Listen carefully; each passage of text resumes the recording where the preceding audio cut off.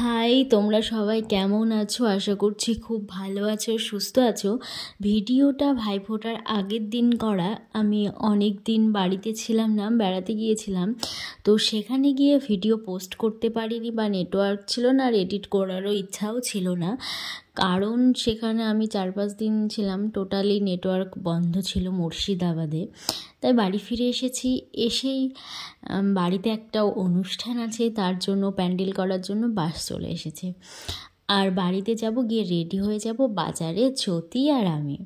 তো বাজারে তার আগে বন্নি, অনু ওদের সাথে গল্প করছিলাম আর টোটোর জন্য অপেক্ষা করছিলাম। দেখি কতক্ষণে টোটো আসে।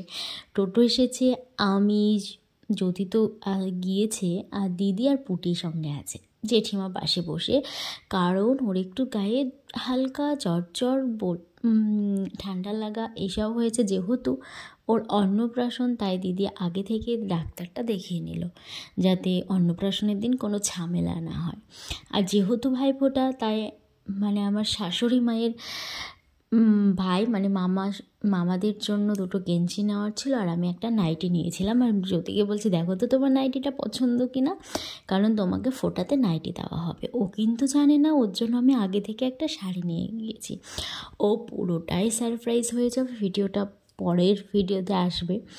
আর তারপরে জয়দেব গিয়েছিল ওদের ঘরের পর্দা কেনার জন্য। ওকে দুটো জানালার পর্দা, একটা দরজার পর্দা চুজ করে দিলাম। তারপরে জ্যোতি এলো দই নেওয়ার জন্য। ফোঁটা দিয়ে দই, মিষ্টি, এইগুলোই তো মেন, তাই না? আগের দিন নিয়ে না গিয়ে রাখলে কালকে ঠিক পাওয়া যাবে না। তারপরে চলে এলাম স্টেশনারির দোকানে। ওখান থেকে গেলাম একটু খেতে। মোমো খেয়েছি, বার্গার খেয়েছি, আর কি বলো তো, অনেকক্ষণ বসে থাকতে হয়েছে। তারপরে আমাদেরকে মোমো দিয়েছে। আমার এর সাথে ধনেপাতার চাটনিটাই বেশি ভালো লাগে, কিন্তু সেটা এখন এখানে তৈরি করে উঠতে পারেনি, তাই দেওয়া হয় না। আর যদি স্যুপ খাচ্ছে আর কি করে ওরকমভাবে আমাকে হাসানোর জন্য। আর ও কাঁটা চামচ দিয়ে তো স্যুপ খাওয়া যায় না, দেখছো, নিজেই হেসে পাগল হয়ে যাচ্ছে। আমি খাইনি স্যুপটা, আমার খুব একটা ভালো লাগছিলো না, আর আমি ওই চাটনিটা খেতে ভালোবাসি না। 1 প্লেট মোমো নিয়ে দুজনা খেয়েছি, একটা বার্গার নিয়ে দুজনা খেয়েছি। তারপরে বাড়ি যেতে হবে।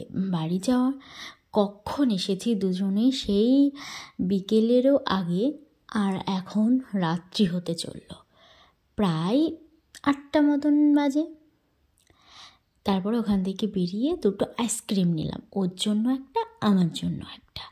আইসক্রিম দুটো নিয়ে খেতে খেতে চললাম। একটু বাজার করা বাকি আছে, সেখানে খেতে খেতে যেই গিয়েছি, আর অমনি দিদি ফোন করে বলছে চলে আসো, বাসনের দোকানে থেমেছে, ওখান থেকে একটা ঝাঁকা নেব, থালা বাসন রাখা। সেটা আর নেওয়া হয়নি মনের ভুলে, কারণ ওখান থেকে আমরা একটু স্বর্ণকারের দোকানে গিয়েছিলাম, তো ভাবলাম যাওয়ার পথে নিয়ে যাবার। অমনি দিদি ফোন করলো, আর তাড়াহুড়োতে চলে এসেছি, আর সেইভাবে নেওয়া হয়নি। পুটির জন্য বালা দেখছি, মা বলেছিল বালা দেখতে, তো বালাও পছন্দ হয়ে গিয়েছে। বাড়ি চলে এসেছি, আর তোমাদের সাথে দেখাতে পারিনি, এত তাড়াহুড়ো করে এসেছি। এসে জেঠিমা বললো পর্দাগুলো লাগিয়ে দাও, তো